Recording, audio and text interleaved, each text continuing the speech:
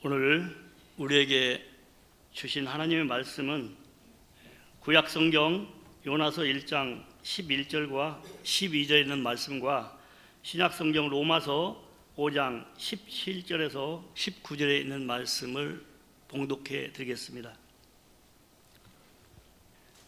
바다가 점점 흉흉한지라 무리가 그에게 이르되 우리가 너를 어떻게 하여야 바다가 우리를 위하여 잔잔하겠느냐 하니 그가 대답하되 나를 들어 바다에 던지라. 그리하면 바다가 너희를 위하여 잔잔하리라. 너희가 이 큰 폭풍을 만난 것이 나 때문인 줄을 내가 아노라 하니라. 로마서 5장 17절에서 19절에 있는 말씀을 제가 봉독하겠습니다. 한 사람의 범죄로 말미암아 사망이 그 한 사람을 통하여 왕노릇하였은즉 더욱 은혜와 이의 선물을 넘치게 받는 자들은 한 분 예수 그리스도를 통하여 생명 안에 왕노릇하리로다. 그런즉 한 범죄로 많은 사람이 정죄에 이른 것 같이 한 의로운 행위로 말미암아 많은 사람이 의롭다 하심을 받아 생명에 이르렀느니라. 한 사람이 순종하지 아니함으로 많은 사람이 죄인 된 것 같이 한 사람이 순종하심으로 많은 사람이 의인이 되리라. 아멘. 할렐루야. 교회가 부흥할 때 두 군데가 먼저 부흥을 한답니다. 이 두 곳이 부흥하면 그 교회는 반드시 부흥한대요. 어디가 부흥하느냐? 먼저 식당이 부흥을 한답니다. 지난주에 제가 점심을 교회 식당에서 함께 나눴는데 부안제일교회 보니까 식당 부흥하고 있더라고요. 그리고 두 번째는 찬양대가 부흥한대요. 찬양대가 부흥하면 그 교회는 반드시 부흥의 길로 가게 된다는 거예요. 우리 오늘 찬양대 지난주에도 은혜로웠는데요, 오늘은 더 은혜로웠어요. 반주도 은혜롭고 지휘도 은혜롭고 여러분의 얼굴만 봐도 은혜롭고. 할렐루야. 부안제일교회가 하나님의 은혜로 합력해서 선을 이루고 나날이 부흥하게 될 줄로 믿고 하나님 감사합니다 하고 미리 감사합시다. 박수하면서 하나님 감사합니다. 여러분, 믿음이라고 하는 것은요, 되어진 것에 대한 믿음이에요. 그렇죠? 되어진 것이 하나님의 은혜로 되었다. 또 믿음이라고 하는 것은 되어질 것을 바라보면서 믿는 거예요. 그러면 우리의 믿음은 앞으로 하나님이 도우셔서 잘 될 것을 믿고 감사하는 거예요. 부안제일교회 잘 될 줄로 믿습니다. 저희 교회에 조길순 권사님이라고 계셔요.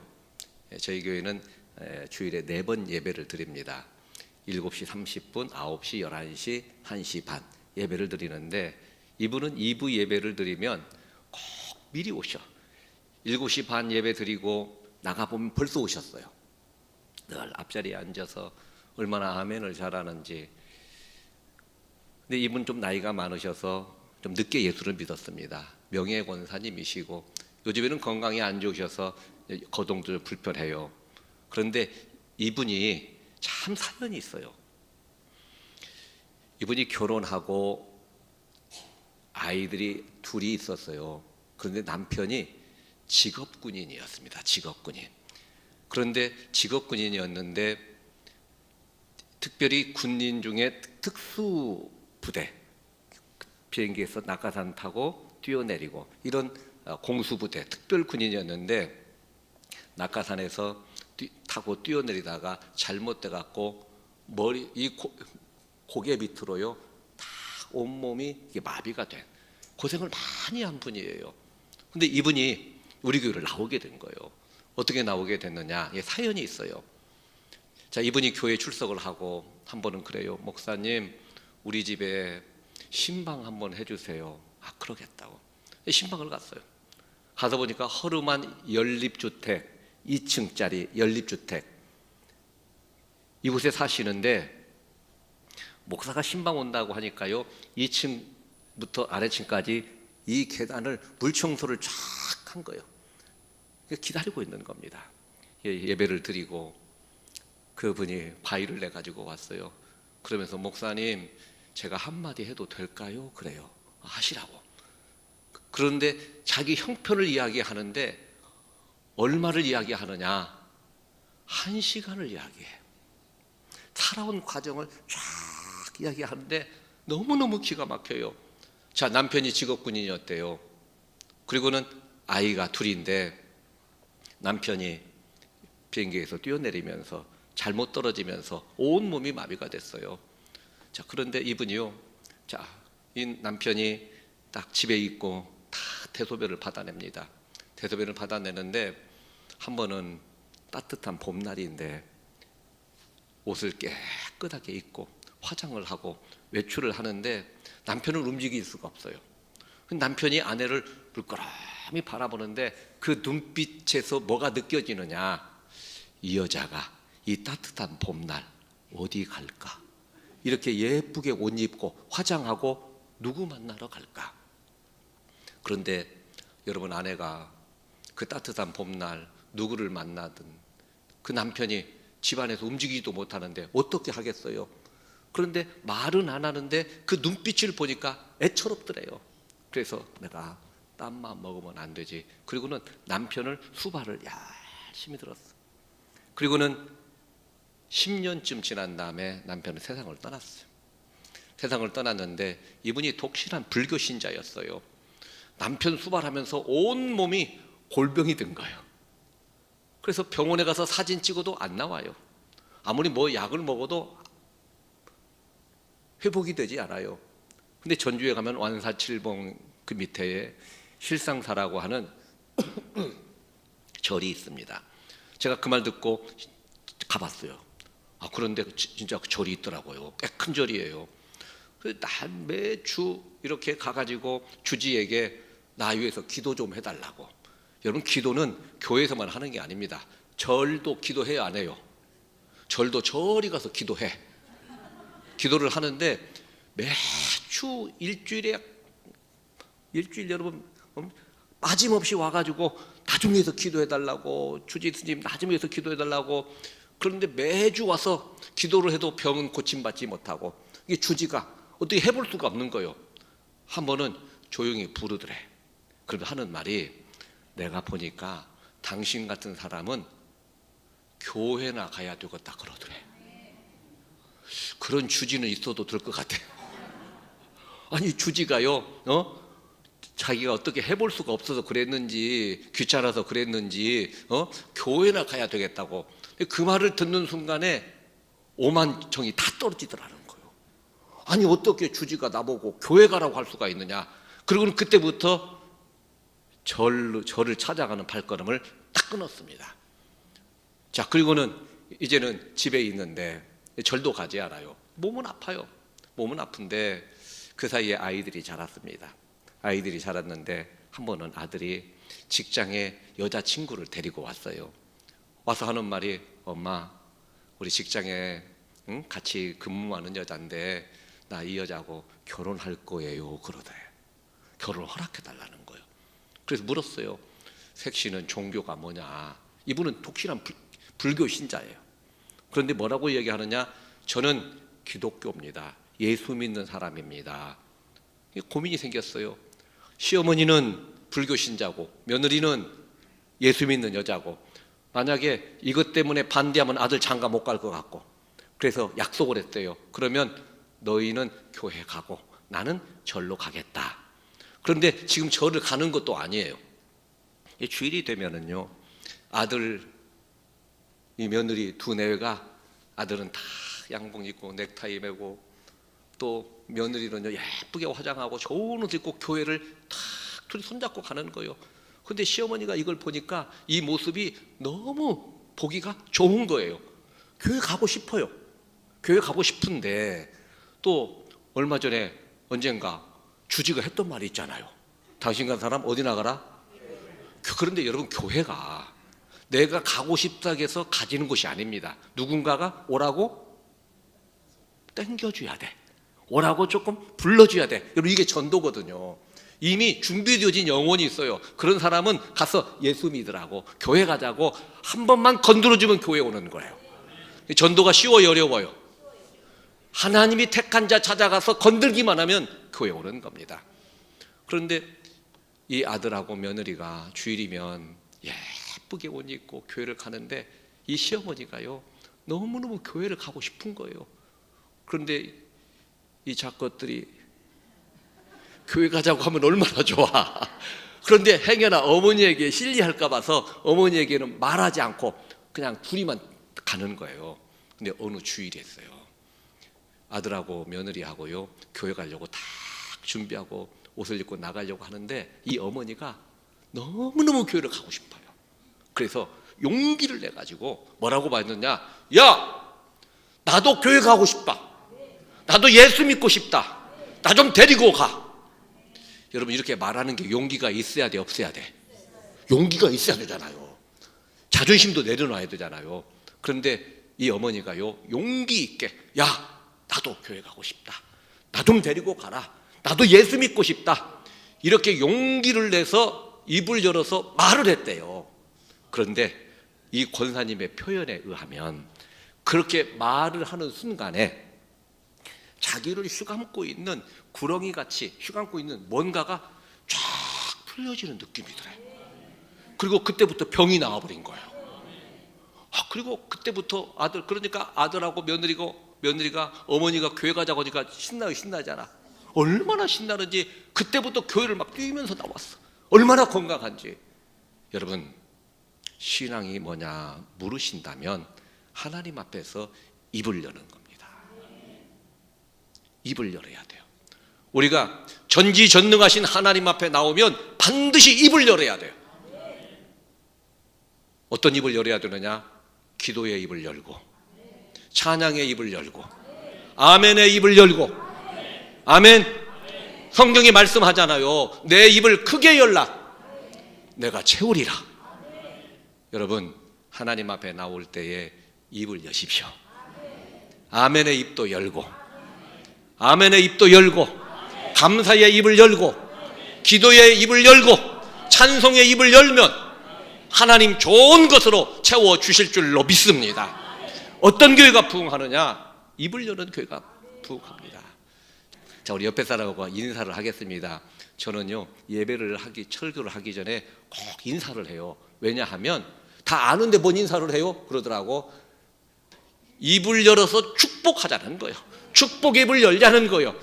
입을 열면 마음이 열리고, 마음이 열리면 은혜의 문도 열리고, 은혜의 문이 열리면 축복의 문 열립니다. 자, 우리 옆에 사람하고 인사 좀 합시다. 자, 저 보지 말고 옆에 사람 보고요. 당신은 우리 교회 보배입니다 해보세요. 그렇게 입 열어 갖고는 하나님이 안 채우셔. 입을 열 바에야 저는 크게 한번 열어봅시다. 입을. 내가 체면이 있지. 내려놓고. 자, 두 손 한번 축복 주어보시다. 옆에 사람하고요. 당신은 우리 교회 보배입니다 한번 해보세요. 할렐루야. 부안제일교회 잘 될 줄로 믿습니다. 아멘. 교회마다 저는요, 한평생 목회만 했던 사람입니다. 지금도 학교에 출근하면 학교 환경이 너무 어색해. 총장실에 가도 너무 어색해. 저는 목양실이 좋아. 그런데 저는 이렇게 목회를 하면서 교회마다 제가 부흥회도 가보고 집회도 가보고 세미나도 가보고 그러는데요, 어떤 교회는 벌써 가보면 분위기가 좋아요. 이 부안제일교회는요, 제가 와서 보니까요, 교회 인테리어나 흡음이나 이 모든 게 굉장히 잘 된 겁니다. 굉장히 잘 되어 있어요. 다만 이제 이 안에 있는 우리의 얼굴이 환해지면, 여러분, 하나님께서, 우리 하나님은 어떤 하나님이냐? 기뻐하시는 하나님. 그럼 우리는 어떻게 살아야 돼요? 기뻐하자. 지금 길이 막혀도 멈춤의 은혜가 있는 줄로 믿고, 합력해서 선을 이룰 줄로 믿고, 기뻐하면 하나님께서 보시고 심히 좋아하시고 기뻐하시고 복을 주실 줄로 믿습니다. 설교 시간에는요 절대로 설교자를 잘 봐야 됩니다. 그게 설교자하고 눈과 눈이 마주쳐서 스파크가 일어나야 돼요. 사람은 바라보는 것이 굉장히 중요합니다. 그래서 여러분, 마귀가 우리를 유혹할 때 어떻게 유혹하느냐, 우리를 시험할 때 어떻게 시험하느냐, 봐서는 안 될 것을 보게 해요. 들어서는 안 될 소리를 듣게 합니다. 선악과 먹으면 너 하나님처럼 될 거야. 그리고 선악과 바라보니까 먹고 싶은 거예요. 마귀가 꼬여서 바라보니까 이미 넘어진 겁니다. 여러분, 설교 시간에는 꼭 설교자, 지금 아마 새로 목사님 모실 텐데 목사님 잘 바라보시고 시선이 연결이 되고, 앞에 사람 머리를 쫙 보니까 김집사 파마했네. 부암에서 한 거야? 김제 간 거야? 딸네 집 가서 한 거야? 그때부터 나도 파마할 때 됐는데, 그걸 바라보는 순간에 부안으로 갔다가 김제로 갔다가 이렇게 한 바퀴 돌기 시작해요. 그래서 절대로 예배 시간에는 시선을 뺏기면 안 되고. 아멘. 저 보세요. 얼마나 장로님 잘 봅니다. 이런 분위기로 나아가면 은혜 위에 은혜 더해질 줄로 믿습니다. 자, 이런 유머가 하나 있어요. 이건 유머예요, 유머. 알프스가요 3만 명의 군대를 이끌고 나폴레옹이 이 3만 명의 군대를 이끌고 알프스를 넘어갔대요. 제가 알프스 가봤어요. 그런데 지리산처럼 완만한 산이라 깎아지른 절벽, 3만의 군대를 이끌고 알프스를 나폴레옹이 넘어가는데 얼마나 힘들겠어요. 그런데 정상에 올라가서 한마디 했대, 나폴레옹이. 근데 그 말을 듣고 군인들이 다 기절해 버렸어요. 뭐라고 말했느냐, 아무래도 여기가 아닌가벼. 이런 기가 막힌 소리가 어디가 있어요. 아니, 지금 장군 지휘자를 믿고 지도자를 믿고 갔는데, 정상에 갔는데 하는 말이 아무래도 여기가 아닌가벼. 그럼 어떻게 해야 돼요? 다시 내려와야죠. 헛수고한 거잖아요. 내려왔어요. 내려왔고 그 다음 산을 또 올라갔어요. 또 정상에 올라갔어요. 한마디 또 했습니다. 또 군인들이 그 말 듣고 기절했어요. 뭐라고 말했을 것 같아요? 뭐라고 했을 것 같아요? 참 눈치가 빨라. 아까 거기가 맞은가벼. 이런 기가 막힌 소리가 어디 있어요. 아니, 거기 내려와갖고 다른 산에 갔더니 아까 거기가 맞다고, 그래서 다시 가자는 거예요. 이 말을 듣고 어떤 병사가 나폴레옹이 한마디 했어요. 그 말을 듣고 나폴레옹이 기절했어. 뭐라고 말을 했느냐, 이렇게 말을 했대요. 아무래도 나폴레옹이 아닌게벼. 자, 유머라고 그랬어요. 그런데 여기에 아주 중요한 메시지가 있습니다. 한 사람 믿고 따라갔는데 아무래도 여기가 아닌가벼 한다면 따라갔던 모든 사람들이 어려움을 당한다는 거예요.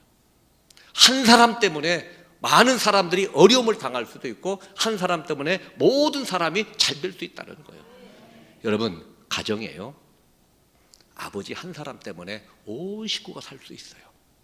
어머니 한 사람 때문에 모두가 살 수 있어요. 그런데 한 사람 때문에 모두가 어려움을 당할 수 있어. 여러분, 교회도 마찬가지예요. 목사님 한 분 때문에 모두가 살 수 있고, 장로님 한 분 때문에 모두가 살 수 있는 겁니다. 한 사람이 중요한 겁니다. 한번 외쳐봅시다. 한 사람이 중요하다. 아멘. 하나님은 다수를 상대하는 게 아니에요. 기도하는 한 사람, 순종하는 한 사람, 아멘하는 한 사람, 그 한 사람을 통해서 하나님은 역사를 이루어갈 줄로 믿습니다. 1880년 9월 26일 날 독일에서 어떤 미혼모가 아이를 낳아요. 미혼모가 아이를 낳았는데 얼마나 키우기가 힘들겠어요. 근데 이 엄마가요, 아이를 낳고 아이 혼자 두고 대서양을 건너서 미국으로 이민을 가버려요. 그냥 떠나버린 겁니다. 그러니 이 아이를 누가 키워요? 할머니가 키워요. 할머니가 이 아이를 잘 키웠는데 초등학교에 들어갔어요. 이 초등학교에 들어갔을 때 할머니가 세상을 떠나. 그러면 이 아이가 어떻게 살아가겠어? 근데 이 아이가 아주 당차요.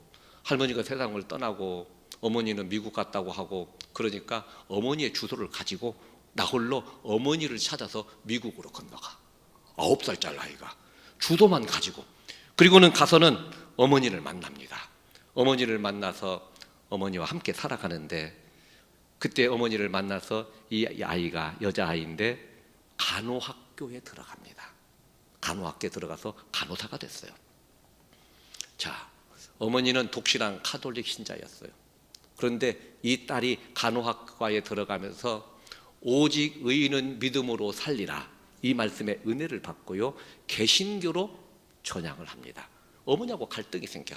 어머니는 천주교 가야 된다, 성당 가야 된다. 아니다, 나는 개신교 갈 거다. 그리고 어머니하고 딸하고요 갈라서. 그런데 이 간호사가 교회를 다니면서 조선이라고 하는 나라를 알게 되었어요. 중국 옆에 조선이라고 하는 나라가 있는데 너무나 가난하고 많은 사람들이 전염병으로 목숨을 잃고 있다, 이 소식을 들으면서 내가 조선 땅에 가서 그들을 내가 섬기고 그들을 치료하고 그들에게 복음을 전해야 되겠다, 이렇게 다짐을 합니다. 32살이 되던 해에 1912년 3월 19일인데 미국 남장로교 소속 간호 선교사로 부산에 도착을 합니다. 그리고는 광주, 전주에서 열심으로 선교 사역을 합니다. 간호사기 때문에 남을 치료하고 남을 돌보고 이런 일을 하게 되었는데, 이분이 누구냐? 서서평 선교사예요. 들어보셨어요? 서서평 선교사. 한평생 동안 결혼도 하지 않았습니다. 독신으로 지냈습니다. 서양 선교사였는데 한복을 너무너무 좋아했어요. 된장국을 너무너무 좋아했어요. 시집도 가지 않았던 이 처녀가 고아들을 등에 업고 다니면서요 헌신적으로 선교를 하게 되었는데, 한 번은 어떤 분이 이 서서평 선교사에게 인터뷰를 하면서 당신이 가장 기쁘고 좋아하는 일이 뭐냐 이렇게 물었어요. 그랬더니 이 처녀 선교사가 뭐라고 말을 하느냐, 내가 가장 좋아하는 것은 조선의 여인들을 미래의 지도자로 만드는 겁니다. 조선의 여자들을 미래의 지도자로 키우는 겁니다. 나는 이 일이 가장 즐겁고 행복합니다, 이렇게 대답을 했는데, 그 당시에 1912년, 20년 이 당시에 조선의 여자들은요, 우리 할머니쯤 됐겠죠. 얼마나 힘들었는지요. 부모의 반대로 학교에 들어가지 못했어요. 부모들이 딸은 학교 보내지 않았어요. 뿐만 아니라 경제적으로 가난해서 학교에 갈 수도 없었습니다. 어떤 여자는 결혼했는데 아기가 없다고 내쫓김을 받기도 하고, 남편과 사별하고 가난하게 살아가는 여인들도 많고, 이런 소외된 여자들을 모아서 미래의 지도자로 키우기 위해서 학교를 세워요. 학교를 세우는데, 이 가난한 여자들을 돌보기 위해서요 모든 것을 다 바쳤어. 율락가로 팔려가는 여자, 어쩔 수 없이 대신 빚을 갚아주고 이 여자를 데려오고, 율락녀의 빚을 갚아주고 또 자유인을 만들기도 하고, 이렇게 버림받았던 여자들이 꿈을 안고 살아갈 수 있도록 학교를 세웁니다. 이 학교가 이일학교입니다. 이 이일학교가 발전해서 오늘의 한일장신대학교가 된 거예요. 한일장신대학교가 이렇게 세워진 겁니다. 이 서서평 선교사가 이 복음을 전할 때 우리나라는요 정말 가난하고 암울했던 시대인데, 특별히 여자들의 삶은 비참했어요. 서서평 선교사가 남긴 일기를 보면 이런 글이 있어요. 이번 전도 여행에서 500명이 넘는 여성들을 만났는데 그 중에 이름을 가진 사람은 10명도 채 되지 않았다. 여러분, 우리 여성분들은 다 이름이 있죠? 이름 없는 분 계셔요? 다 있잖아요. 이름 다 있어요. 그런데 그 당시에는 500명 넘는 여자들을 만났는데 이름을 가진 사람은 10명도 되지 않았다는 겁니다. 그래서 이름 없는 조선의 여성들을 그 당시에 뭐라고 불렀느냐? 돼지 할머니, 개똥 엄마, 큰 년, 작은 년, 조금 괜찮은 집은 부안댁, 김제댁, 이렇게 여자들이 이름도 없이 살아가던 때에 이 불쌍한 여자들에게 이름을 지어주고 버림받았던 여자들을 모아서 교회에서 여전도회를 만들고, 여자들의 인권 신장, 여성 사람답게 살아갈 수 있는 이런 것들을 만든 것이 바로 서석병 선교사입니다. 이분의 삶을 보면 헌신적이에요. 광주에 가면 양림천이 있잖아요. 그 양림천에 거지들이 움막을 짓고 사는데 가서 보니까 추운 겨울에 너무 힘들어 자기 옷 다 벗어주고, 심지어 자기의 이불도 갖다 주고, 자기가 깔고 자던 담요도 갖다 주고요.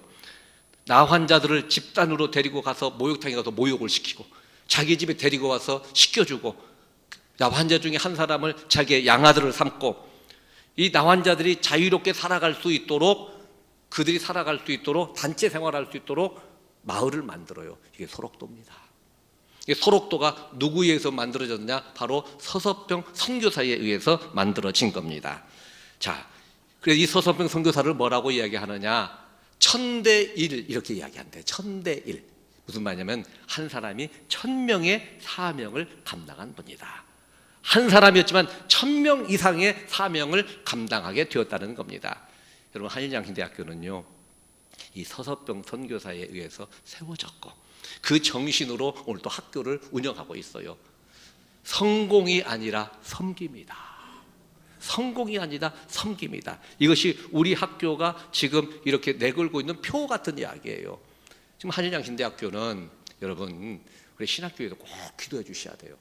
왜냐하면 신학교는 목회자를 양성하는 학교입니다. 아마 이 부안 지역에 많은 목사님들이 한일양신대학교에서 졸업을 하고 목사가 됐어요. 그러면 한일 신학교에서 목사가 나오지 않으면 교회가 어떻게 되겠어요? 교회는 지속될 수가 없어요. 그래서 어떤 일이 있어도 신학교는 살려야 된다. 아멘. 신학교를 통해서 목회자가 계속 나와야, 여러분, 지금 아마 부안도 그럴 겁니다. 젊은 교육전사 구하기 어려워요. 부목사 구하기 어렵습니다. 이게 앞으로 10년만 지나면 교회마다 담임 목사 부족 현상이 이제 우리에게 현실로 다가와요. 그래서 신학교가 너무너무 중요하다는 겁니다. 여러분, 신학교를 위해서 기도해 주십시오. 자, 이 서석병 선교사, 이 한 사람 때문에 간호 지금 협회가 생겼고요. 그래서 이 간호, 지금 우리 한국의 간호학이요, 바로 이분에 의해서 시작이 됐어요. 이 한일양신대학교도 간호학과가 있거든요. 이분의 정신을 이어받아서 얼마나 중요한지 모릅니다. 한 사람 때문에 조선의 여인들은 축복을 받았어요. 오늘 이곳에 오신 여자분들은요, 정말 서석병 선교사에게 감사해야 돼. 그분 때문에 이름도 생겼고, 오늘 이 자리도 나오게 되었고, 이분이 없었더라면 개똥 엄마였는지도 몰라, 돼지 할머니였는지도 모르겠어요. 자, 이렇게 한 사람이 중요한데, 자, 오늘 여기 본문에 보면 정말 한 사람이 중요해요. 요나 한 사람. 본문 잘 알죠? 요나가 하나님의 명령을 듣습니다. 그리고는 니느웨로 가지 않고 다시스로 가요. 배가 풍랑을 만납니다. 그때 요나가 어떻게 해요? 배 밑바닥에 들어가서 잠을 자요. 선장이, 너 누구냐? 이렇게 지금 풍랑이 일어났는데 이렇게 잠잘 때냐? 그때 요나가 깨달아요. 이 풍랑이 바로 나 때문입니다. 나를 들어서 바다에 던지세요. 그리고는 요나를 들어서 바다에 던졌더니 풍랑이 잔잔해졌고, 또 내 책임입니다, 나 때문입니다, 이렇게 바다에 던져졌던 요나가 죽었느냐? 죽지 않아요. 하나님이 큰 물고기를 예비하시고, 그리고는 니느웨에 가서 복음을 전할 때에 니느웨가 뒤집어지는 이런 역사가 일어났다. 이것이 오늘 본문의 내용인데, 여러분, 요나 한 사람 때문에 풍랑이 일어나기도 했고요, 요나 한 사람 때문에 풍랑이 잔잔해지기도 했고요, 요나 한 사람 때문에 니느웨가 구원받고 뒤집어지는 역사가 일어났는데, 오늘 우리 부안제일교회 모든 성도님들 존경에 쓰임받는 축복의 한 사람 되시기를 주님의 이름으로 축복합니다. 그럼 우리가 어떻게 해야 쓰임받는 한 사람 될 수 있겠느냐는 거예요. 여러분, 하나님은요, 많이 배웠다고 쓰는 것도 아니고요, 지식이 있다고 쓰임받는 것도 아니고요, 집안이 좋다고 해서 쓰임받는 것도 아니에요. 서석병 선교사 미혼모의 아이로 태어난 겁니다. 그런데도 조선을 위해서 얼마나 크게 쓰임을 받았는지, 그러면 우리가 쓰임받는 한 사람 되기 위해서는 어떤 삶을 살아야 되는지, 오늘 제가 이 말씀 전할 때에 성령께서요, 저도 감동시키고 부안제일교회는 2번 반복해 아멘해. 여러분도 감동시키고, 여러분 모두가 쓰임받는 축복의 한 사람 되시기를 주님의 이름으로 축원합니다. 자, 첫째는 드러냄의 영성이 있어야 돼. 나를 드러내야 돼. 감추지 말고 내가 목사입니다, 내가 장로입니다, 내가 하나님의 자녀입니다, 이런 드러냄의 영성이 있어야 돼. 한번 외쳐봅시다. 드러냄의 영성. 지금 요나가요, 하나님부터 사명을 받았어요. 어디로 가라고? 니느웨로 가라고. 그런데 자기가 선지자라고 하는 신분을 감추고 배 밑바닥에 가서 잠을 자요. 풍랑이 일어났어요. 풍랑이 일어났는데 요나는 이 풍랑이 자기 때문에 일어났는데 이 풍랑이 자기 때문이도 모르고 자고 있었다는 거예요. 여러분 가정에 뜻하지 않게 풍랑을 만난 가정이 있는지 모르겠어요. 자녀의 풍랑, 물질의 풍랑, 건강의 풍랑, 때로는 교회가 풍랑을 만나기도 해요. 그런데 여러분, 자고 있는 사람은 풍랑이 일어났음에도 불구하고 이 풍랑이 나 때문이라는 걸 모르고 자고 있다는 거예요. 그런데 나중에서 선장이 흔들어 깨워요. 너 누구냐고, 왜 자고 있느냐고, 다 죽게 생겼는데 너 왜 이러고 있느냐고. 그때서야 깨달았어요. 그러면서 하는 말이, 나는 히브리 사람입니다. 내가 하나님으로부터 명령을 받았는데 그 명령을 어기고 가서는 안 될 곳으로 갔기 때문에 풍랑이 일어난 겁니다. 이 풍랑은 누구 때문입니다? 나 때문입니다.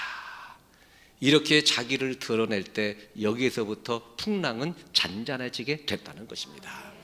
여러분, 우리 예수 믿는 사람들은 드러내야 됩니다. 직장에서도 드러내야 되고 어디에 가든지 드러내야 되고. 그런데 예수 믿는다는 걸 감춰요. 불편하니까 감추는 겁니다.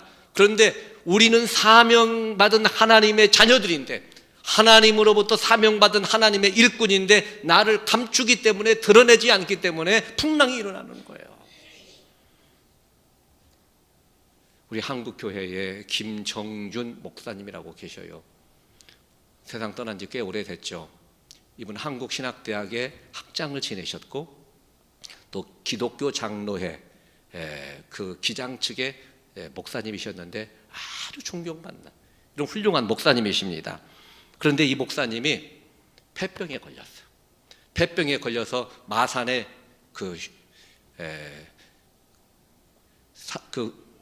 환자들을 이렇게 모아서 보내는 곳 있잖아요. 여기에 딱 이렇게 들어가게 된 겁니다. 근데 이 마산에 있는 이 격리병동이 있는데요, 7개 병동이 있는데 7병동에 수용이 됐어요. 7병동은 어떤 병동이냐, 가장 중증 환자가 입원해 있는 병동. 의사가 그러더래요. 환자 상태가 너무 심하니까 당신은 움직이지 말아라. 움직이면 힘이 빠져나가니까 생명이 단축된다. 그러니 움직이지 말고 가만히 있어라. 그래서 7병동 지금 병실에서 가만히 움직이지 않고 있는데 따뜻한 봄날이었어요. 노랑나비 한 마리가 어떻게 병실 안에 들어왔어요. 그런데 투명한 유리창이 있는데 유리창이 있는지도 모르고 부딪히다가 떨어지고 부딪히고 떨어지고 부딪히고 떨어지고 이것을 물끄러미 바라보는데 갑자기 성령의 감동이 와요. 혹시 하나님과 나 사이에도 이렇게 가로막혀 있는 이런 벽이 있는 건 아닌가? 여러분, 이 이야기는요, 이분이 쓴 병상일기라고 하는 책이 있어요. 이 책에 이분이 자기의 삶을 고백하는 간증이에요. 그 노랑나비가 떨어진 거, 그것을 부딪혀서 떨어진 걸 보면서 하나님과 나 사이가 바로 이런 건 아닌가? 하나님과 나 사이에 죄가 가로막혀 있는 것은 아닌가? 그러면서 하나님, 내가 그동안에 하나님 앞에 잘못한 게 얼마나 많아요. 하나님, 내가 불순종한 게 얼마나 많아요. 기도를 시작합니다. 여러분, 기도는요, 한번 기도를 시작하잖아요. 기도를 시작하다가 보면 생각지도 않았던 기도가 나와. 그럴 때 있어요, 없어요? 성령이 역사하면은요, 성령은 이와 같이 우리의 연약함을 도우시나니 우리가 마땅히 빌 바를 알지 못하나 성령이 우리를 대신해서 간구한다 그랬어요. 기도하니까 성령께서 우리를 도우셔서 생각지도 않았던 기도가 나와요. 저는 여러분들에게 이런 은혜가 있기를 바랍니다. 와서 기도하다가 보니까 뜻하지 않은 기도가 나와요. 여러분, 이거 성령이 역사하는 거예요. 그런데 하나님, 나 사이에 맡겼던 죄가 있다면 무너지게 해주세요. 하나님과 다시 소통하게 해주세요. 이렇게 기도를 하는데 어떤 감동이 오느냐, 내가 지금 목사인데 내가 살면 더 얼마나 오래 살겠다고, 내가 이렇게 가만히 이렇게 누워 있어야 되느냐? 내가 목사로서 사명을 감당해야 되지 않느냐? 설령 조금 더 일찍 죽는다 할지라도 목사답게 살다가 죽어야 되지 않겠느냐? 이런 생각이 드는 거예요. 일어난 겁니다. 일어나가지고 그때부터 다른 병실을 찾아가서 신방을 하는 거예요. 나 목사입니다. 기도해 드릴게요. 나 목사입니다. 내가 기도해 드릴게요. 말씀 전할게요. 이렇게 환자들을 돌보다 보니까 자기가 목사라고 하는 걸 드러내고 환자들을 돌보다 보니까 하루 24시간이 너무 바빠요. 환자들을 위해서 기도해 주니까 너무 감동받고 역사가 일어나고 막 환자들이 줄을 서서 상담하러 오고요. 하루 24시간이 너무나 바쁜 거예요. 이렇게 열심히 지내다가 보니까 어느 순간에 병이 깨끗하게 나왔더라고요. 그래서 한국신학대학의 학장이 되시고 존귀한 목회자의 삶을 살게 되었는데, 여러분, 우리가 예수 믿는다는 것이 자랑스러워요, 부끄러워요? 그러면 감춰야 돼, 드러내야 돼? 드러내. 어디에 가든지요, 여러분, 시장에서 나 예수 믿는 사람입니다, 나 부안제일교회 권사입니다, 하나님의 자녀답게 나를 드러내고 살면 풍랑도 잔잔해지고 이 사람을 통해서 하나님의 놀라운 역사가 이어질 줄로 믿습니다. 두 번째는 십자가의 영성이에요. 나를 들어서 물에 던지라. 이 말은 무슨 말이에요? 내가 죽겠다는 겁니다.